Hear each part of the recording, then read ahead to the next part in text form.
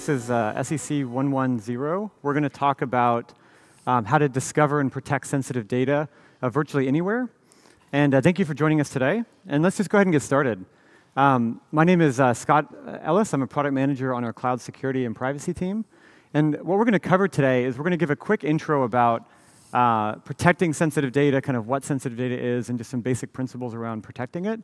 And then we're going to get a little bit of an overview of some tools that we're going to use, and then go into a scenario and some live demos of actually kind of solving some scenarios and applying our tools to solve these problems. And we're going to show you some of these demos and kind of give you an overview. And then we also have some samples and how-to guides and stuff we'll give you a link to for you to run this yourselves.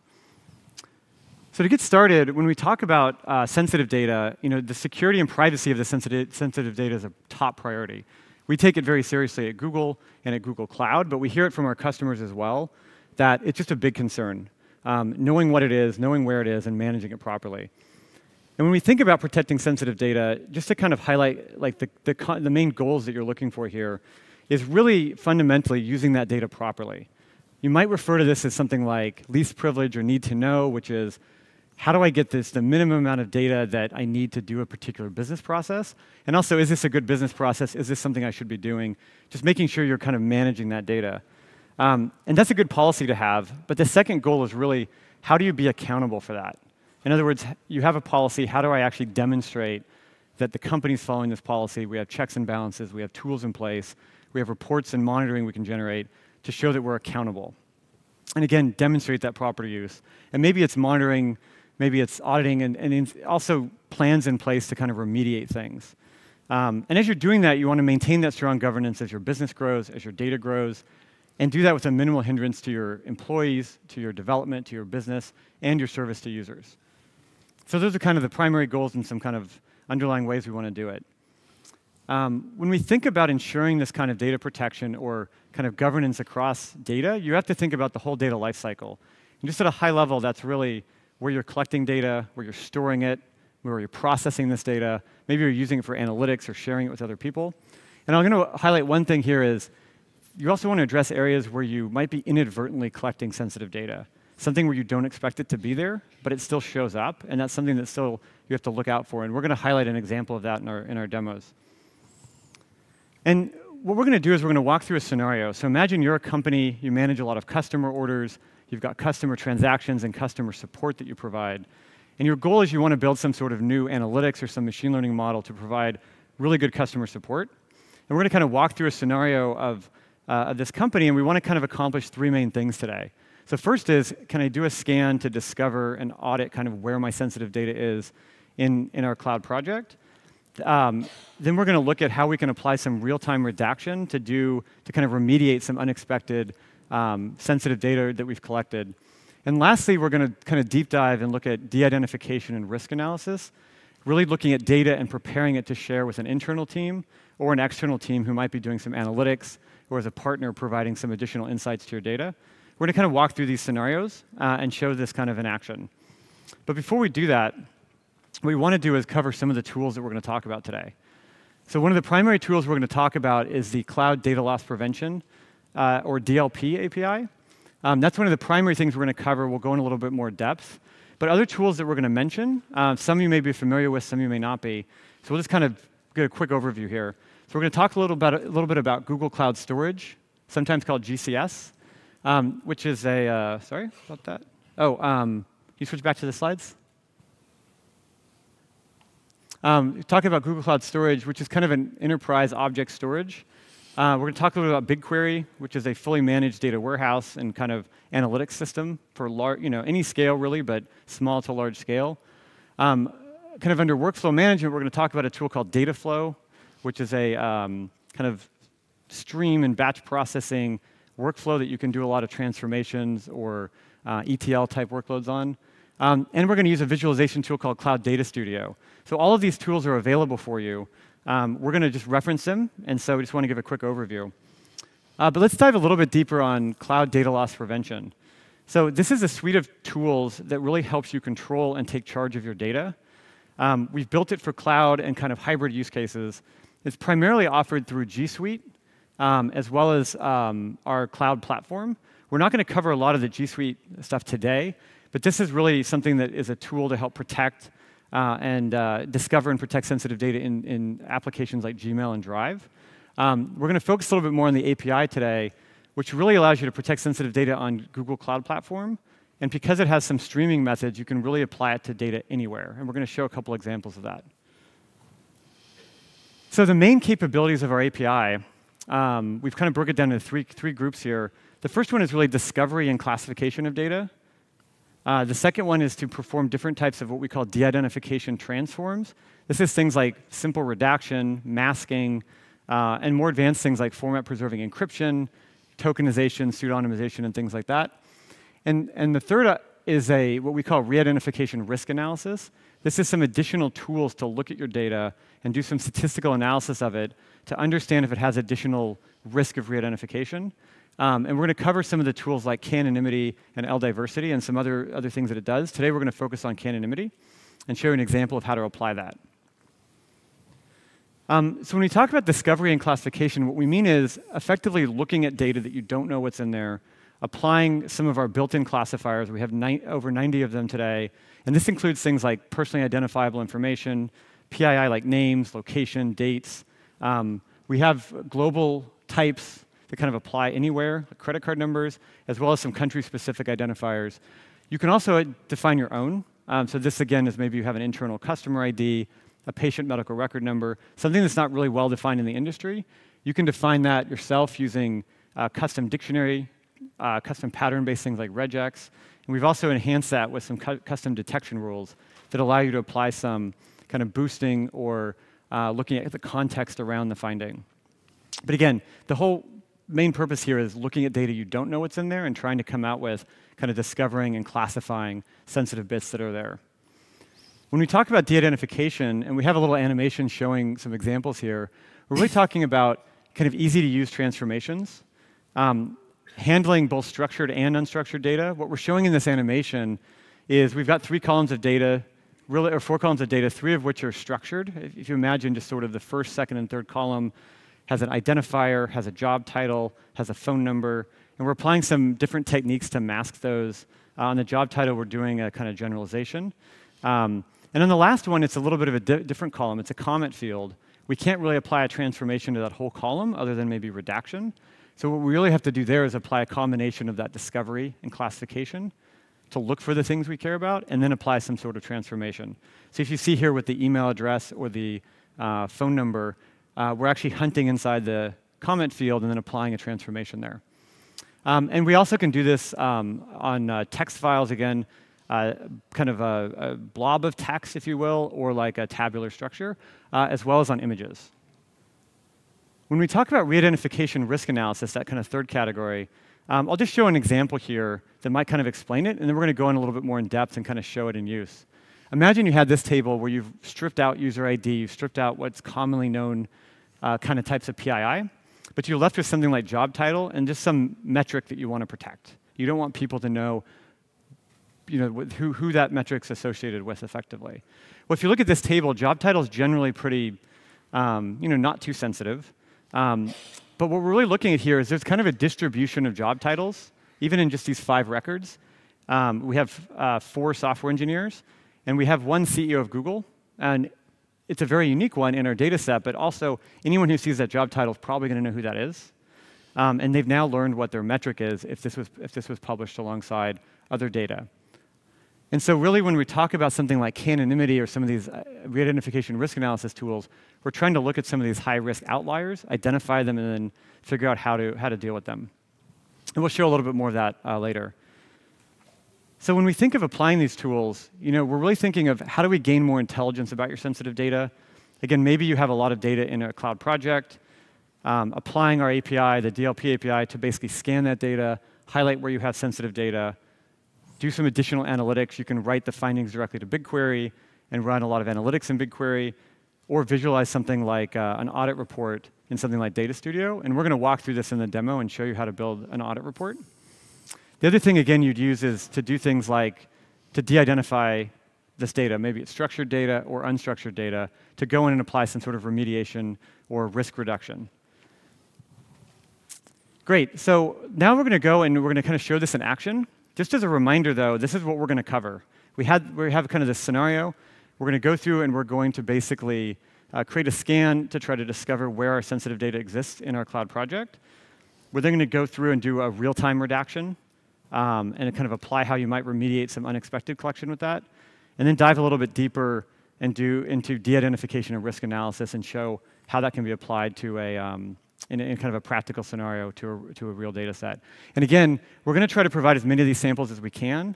There's a link at the end, kind of a short link you can look at that will have samples or links to our how-to guides that are already published, just so you can try to recreate some of these things if you want to. Great. So the first thing we're going to look at is we're going to, again, create a scan to discover where sensitive data exists in our project. We think this is important to start with because before you can properly handle data, you have to know where it is. And whether you're looking at it at the project level, maybe the bucket level, or the data set level, or the table level, to set like access control, or you're looking at it all the way down at the actual content and the string level, where you're trying to find a string of text inside of a data set that you want to redact, all of that begins with knowing where it is. And so what we're going to do today is we're going to use the DLP API to discover data in our cloud storage. We have this bucket that we've created on the right side that's sort of a company-wide bucket. We've got data from different departments that's thrown in there: finance, legal, marketing, some production and research data. And our goal is we want to produce an audit report. Basically, do a scan of this data, print up what you found, where you found it, and see if there's any issues. And very specifically, we want to make sure that we're not storing or writing raw credit card numbers anywhere on our infrastructure. And we've also, in some of these folders, we've got small files, and in some cases, we've got some big files in here. So this is just a screenshot of sort of the production folder where there's kind of a relatively large CSV files being exported in here. So we want to also take that into consideration, both like speed, efficiency, and cost efficiency of how we run the scan. So what we're going to do is we're going to effectively initiate a scan using the G-Cloud integration with DLP. So what G-Cloud is it's a command line interface that you can use to kind of interact with a lot of cloud products. Whether you're copying a file or accessing something, let's say BigQuery, it's really a simple command line interface you can use that doesn't require coding. It just run a command and see it happen. We're going to use our DLP integration with that to accomplish this. We're going to tell that command to save the findings in BigQuery. And then we're going to use Data Studio to visualize an audit report and show you what that could look like. Great. So let's switch over to the demo. Do you want to switch over to demo 1? And what we're going to do here is we're going to initiate that command in G-Cloud. So we're first just going to open the Cloud Shell.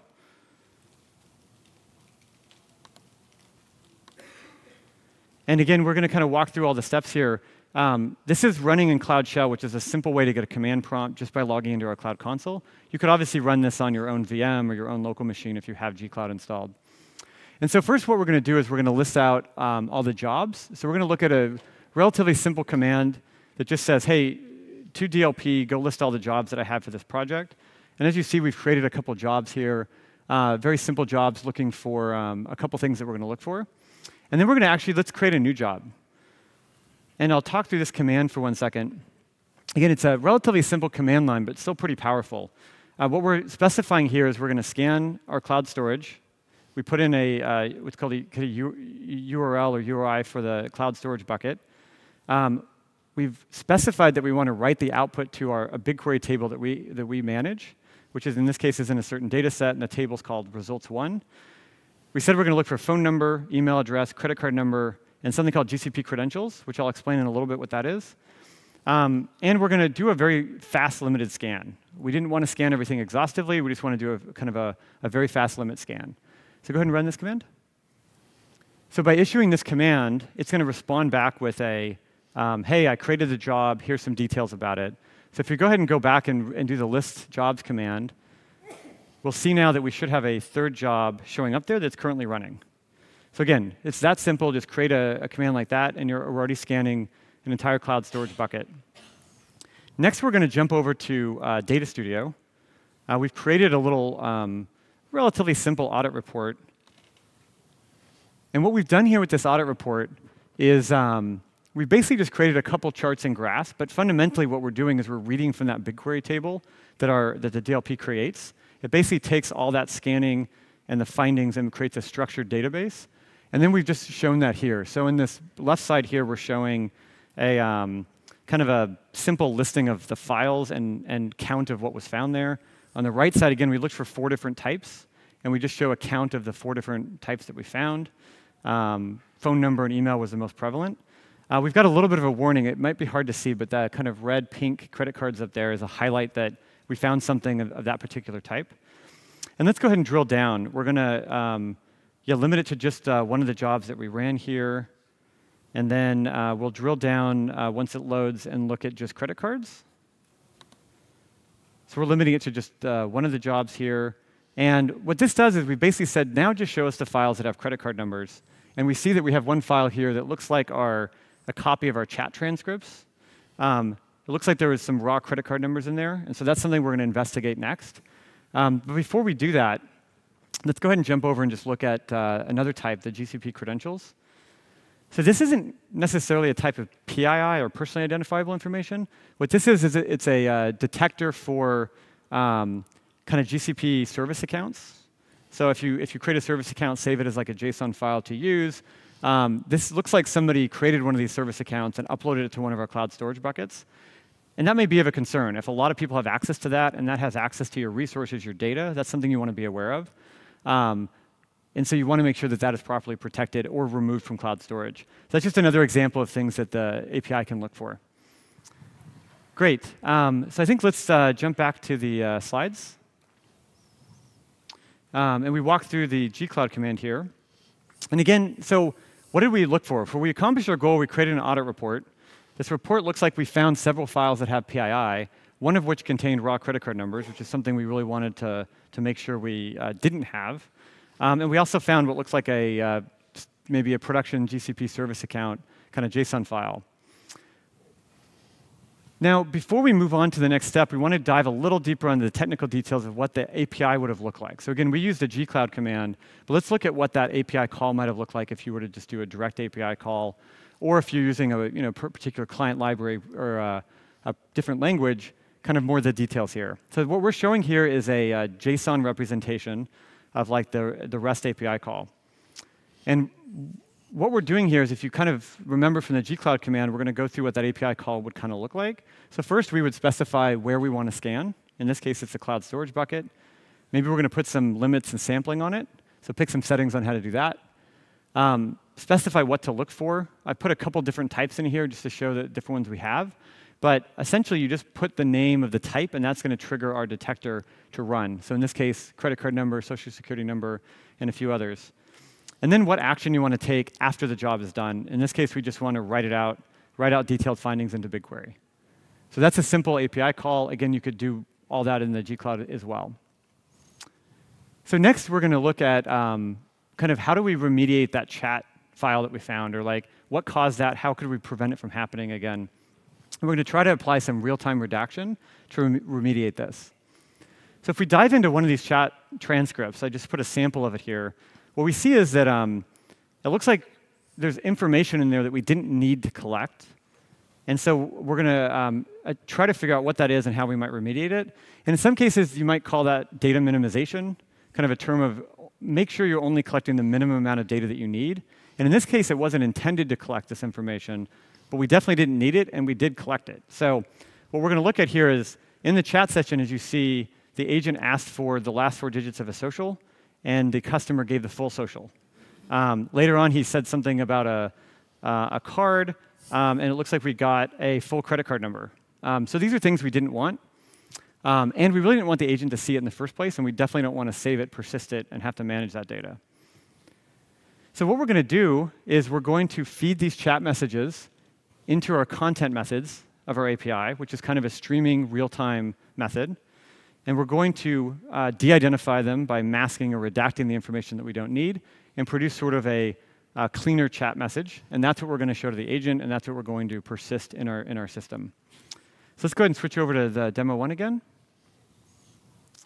And we're just going to load an application here that we've kind of created to show this. And what we've created here is a simple App Engine application. This particular one's written in Go.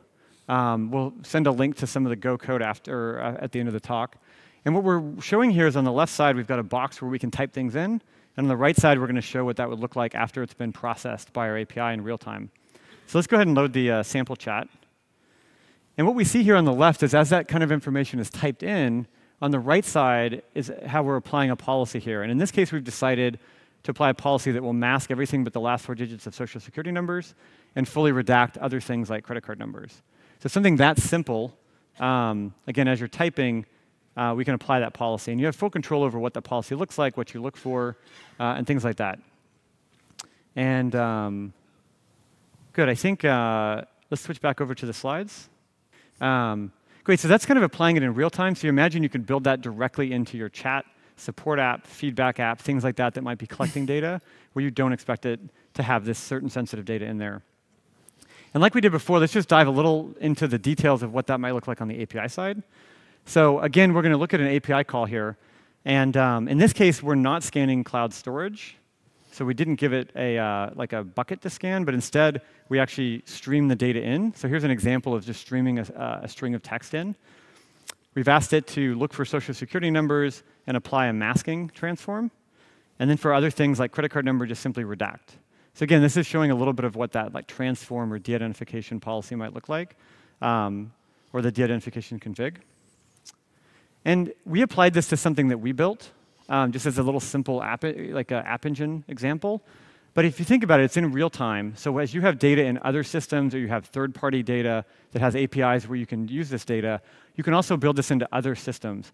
So we've played around with this a little bit and built in this example, we built a Slack bot that we kind of went in and said, hey, let's see if we can use the APIs from Slack, build a simple Slack bot, stream that data through our API.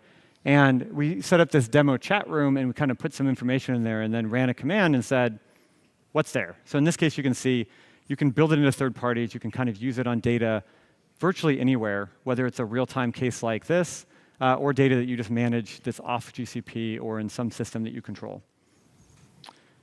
And next, we're going to dive a little deeper into de-identification and risk analysis. And my colleague here, Michael, is going to go and present that for you. And here you go, Michael.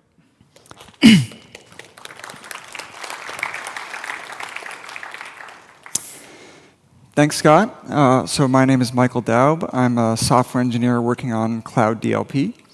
And so for the second half of the demo, I'm going to talk about some of the more advanced features that we offer with the DLP API, specifically de-identification and risk analysis of large structured data. So recall in the last demo, Scott showed you how to de-identify these chat messages in real time to make sure the agent doesn't see it and that we're not persisting it. But you might imagine that we've already collected these messages and we haven't performed de-identification yet. We're already storing them in BigQuery, and we need to go back and make sure we eliminate any PII that we don't actually need. Alternatively, you could imagine a situation where there is sensitive data that serves a legitimate business purpose, but some internal team needs access to the data for analysis, but they don't need access to the sensitive data. And so in either of these cases, we need to take this data that lives in BigQuery, de-identify it just like in the previous demo, and then write it back to BigQuery so a copy of it can be shared with the analysts. So it's going to look very similar to what we did before, except the data, instead of originating in the chat app, is going to originate in BigQuery. Then we're going to send it to the DLP API for de-identification, and then write it back to BigQuery. And do the exact same transformations we did before, except this time, instead of doing it in real time, we're going to do it in batch.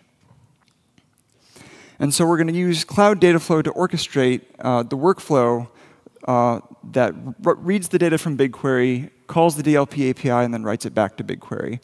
And so we're going to use some open source code that Google published to GitHub. Again, at the end of the session, we'll provide you with a link to the GitHub project so that you can run the code on your own BigQuery table if you like. And so right now, we're not going to run Dataflow live. We're going to do that in a moment. So we're just going to skip over to the results. And so if you take a look, the top section is the data before we actually applied DID, and the bottom is after. And so first, I'm going to call your attention to the user ID field. So in the top, before we de-identified it, it's just this sequential user ID, which is the raw user ID that we don't want to share with the analysts, because they might have access to some other data source that then they could join on this using the user ID column. And so we don't want them to have that. But we might want to, at a later time, take any analysis they've done and figure out who the person is. So instead of just redacting it, we're going to use format-preserving encryption, where we're going to apply cryptography using a private key that can then be used later to reverse it. And in the output, it just looks like some random number, but it's actually encrypted and can be reversed.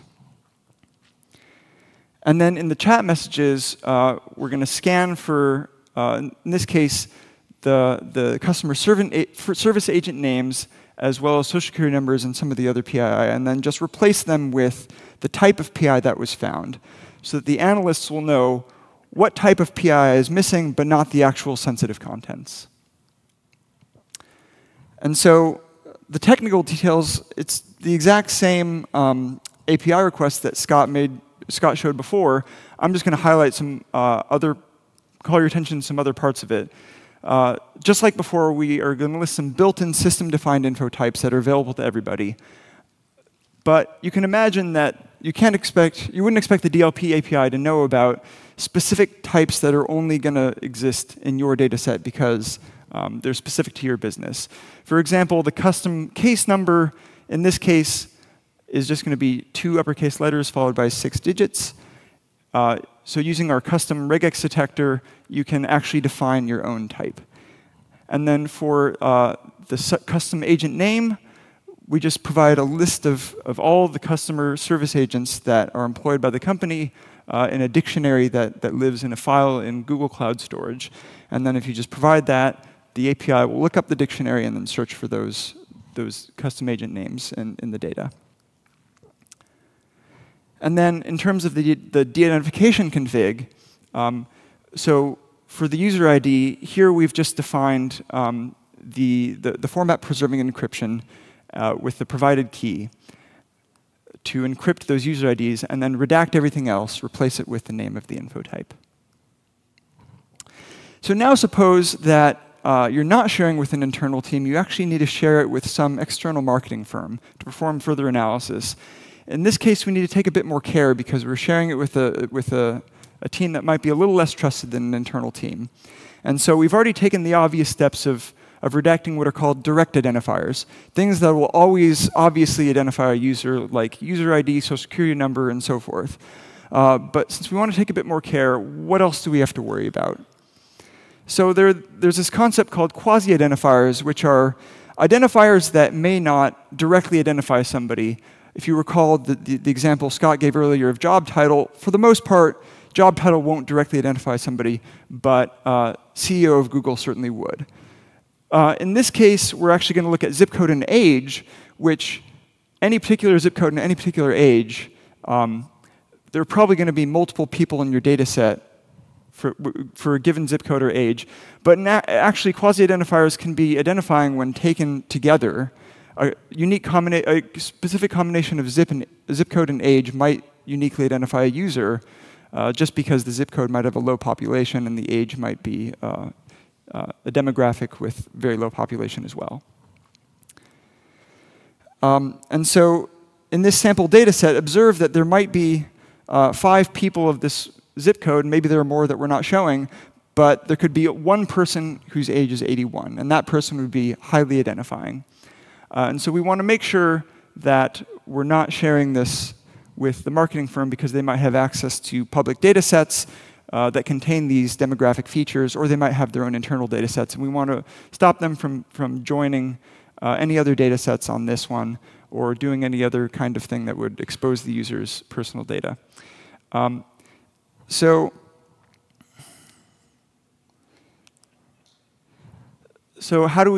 first of all, how do we deal with these outliers, and then also how do we measure the risk? So one thing we could do is we could just remove all these outliers. Going back to this previous slide for a sec, we could drop all these unique combinations of zip code and age. But there could be only 2 people or 3 people with a given set of quasi-identifiers, and that's still risky even though they're not uniquely identifiable. So to talk about this kind of risk, we're going to use the concept of k-anonymity, which if you're not familiar with, don't worry about it too much. It's quite simple. It's just how many people share the same set of quasi-identifiers, age and zip code in our case, in a given data set. And so for every possible combination of age and zip code, we're going to count the number of people. And that's what k-anonymity is. And in our case, we're going to target a policy of k equals 10. This could vary from use case to use case depending on who you're sharing with it and what your assumptions and about the attacker might be and how much risk you can tolerate. But for the purposes of this demo, we're going to aim for k equals 10. And so what we're going to do is we're going to take the data which lives in BigQuery, and we're going to call the DLP API, the risk analysis method, to compute k-anonymity. Then we're going to take the output, put it in Google Data Studio to visualize the results. So if we can switch back over to the demo. OK, so as you can see, Scott has pulled up the Google API Explorer, which allows you to make API calls to various Google Cloud services. And so here he has a request up for the DLP risk analysis API. It's fairly simple. So we're just defining the quasi-identifiers we care about. In this case, it's age and zip code. And then below, we just specify the source table, which is our chats2 table. And then, again, we're going to specify an action. We want to save the result so we can generate the histogram. And we're going to save it to this table live risk before R1 or X1. Excellent. And then we're going to give it a unique job ID so we can figure out which job corresponds to the results, and then hit execute. And hopefully it worked. Yep. And so on a larger data set, it might take longer, but this is a test data set, so it's probably already done. It only takes seconds. So we're going to switch over to Google Data Studio and open up this report we made. And don't worry about how we generated this report. There's a detailed how-to guide that we're going to provide at the end of the talk. But for now, before looking too much at the graph, let's talk about what these axes mean and sort of figure out what this graph means. So the x-axis, which is labeled k-anonymity, is just, as we talked about, the number of users for each set of values of quasi-identifiers. But in this case, we've aggregated it together into a histogram. So at the far left, k equals 1, we've just taken everybody who lives in a zip code of a particular age that's uniquely identifying and aggregated them into one bucket and said, the blue line is the number of rows, or the percentage of total rows that correspond to k equals 1, and the red is the percentage of unique zip and age combinations. And so the results don't look very good, because just for k equals 1, already 10% of the data is k equals 1, and 27% of the values. And it quickly jumps up to the point where once we reach k equals 9, 100% of our data is lost, both in terms of the number of rows and the number of distinct age zip code combinations. So this isn't good. We can't, just by removing all of these outliers, achieve our goal of k equals 10 without losing all of our data. And so can we switch back to the slides? So how do we fix this? It seems like we're in an impossible situation because we can't remove the risky outliers, but we also need some data to analyze. And so the solution is to use generalization using the DLP API. So generalization is a technique for, instead of just completely dropping data, we're going to replace it with a value that's not as specific. So for example, we might take ages in a particular range, and instead of outputting the exact age, we're going to output buckets of ages. So we might take all numbers between 20 and 30 and just output 30, all numbers 30 and 40, and just output 40, and so forth. And if we do this, it'll reduce the granularity of the data and reduce the risk. And so now what we're going to do for this final part of the demo is we're going to combine the last 2 steps, where we used data flow to perform de-identification. This time we're going to do the exact same thing as we did before, but we're going to add this bucketing transformation we didn't do the first time. And we're going to bucket the ages to make it a little bit less identifying. Then we're going to perform the second step, take the output, pipe it into DLP's risk analysis API, and then once again see how the results compare to the first de-identified or the data that did not have the bucketing performed. And so switch back to the demo. And so now we're going to actually show the running of the data flow pipeline, which Scott's just going to SSH into a virtual machine, which we've installed this GitHub library on. And the GitHub page has all the instructions on how to run this, so don't worry too much about the exact command. But Scott's just going to prepare it by exporting the credentials so that we're authenticated when we actually call data flow. And so now we're going to run this command, which, again, don't worry too much about it, but we're specifying the input table chats2. We're specifying the output table, which Scott has called live did chats2 bucket 10 x2. And then the configuration, which is the same configuration we used before, except it has the bucketing transformation. And so the data set's pretty small, so when Scott runs it, it should finish probably within seconds. For a larger data set, it might take a bit more time, but for this test data set, it's done pretty fast. And so now we're going to switch over to BigQuery real quick just to look at the output. And so first, Scott's going to pull up the data set chats2, which was the original data set that has not yet been de-identified. And if we look at it, ages now 18, 19, 20, 21, so forth, have not been bucketed. We've, just for the purpose of this demo, dropped the chats, but normally we might keep the chats in there, but just for to speed up the de-identification in data flow, we remove that. And so now if we go to the output table, it's all the same columns, except now we've applied DID. And looking at the output, now you see there are no ages except for exact multiples of 10 because we've bucketed them all together. And so now we're going to quickly go back to the API Explorer and rerun risk analysis on this output data set. And so Scott's just going to copy the table name that we just wrote the output to. And the API request is going to be exactly the same because we're running the same metric. The only difference is we want to run it on a different output table, the newly de-identified data set. And then we're going to write it to a slightly different output table. And we're also going to use a different job ID because we already used live risk before x1. We're just going to call it live risk after x1. And hopefully this will work.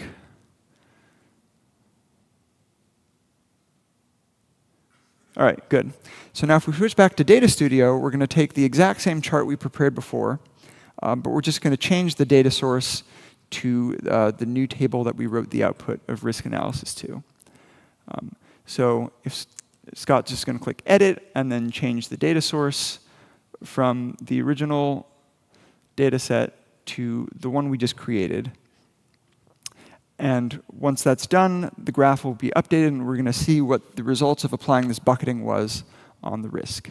So it's disappearing now, but if you recall, it started out relatively high and then quickly jumped up in terms of the amount of data loss experienced by removing the outliers. But this looks much better already, because if you look at k equals 1, it's kind of hidden, but it says 0.3%. Only 0.3% of all rows correspond to k equals 1 after applying this bucketing. And only 5% of the values are lost if we wanted k equals 1. And it increases very slowly up to k equals 8, the data loss, and only starts jumping up once we hit k equals 15. And we can get actually all the way up to k equals 40 before we lose all of our data. But since our goal was k equals 10, this was a success. We can hit k equals 10 and only lose about 4% of the rows and about 20% of our distinct values. So switch back to the slides. And so I'm just going to skip over that because we already showed you the graph that was a backup. So let's just look at the technical details real quick. We used the exact same DID config we showed you earlier, only we added this extra bucketing config for applying the bucketing transformation to the age column. And it's actually a very flexible API. We just say what the min value and the max value of the range for the bucketing is. And in this case, we define the replacement value to be the upper end of the range 30. But you could define it to be whatever you want. You could make it a string that is just 20-30, sort of gives a range. You could choose the lower end point 20, the midpoint 25, the upper end 30, or pretty much whatever you want. And so, quick summary of what we just showed you is, first, Scott showed you how to scan your Google Cloud Storage bucket for sensitive data and generate an audit report. Then he showed you how to, in real time, de-identify the chat messages so that analysts didn't have to see PII, and so that we weren't storing that the sensitive data we didn't need. And then we showed you in the second half how to de-identify a data set using data flow and share with an internal team, and then use risk analysis to make sure it's safe for sharing with an external team.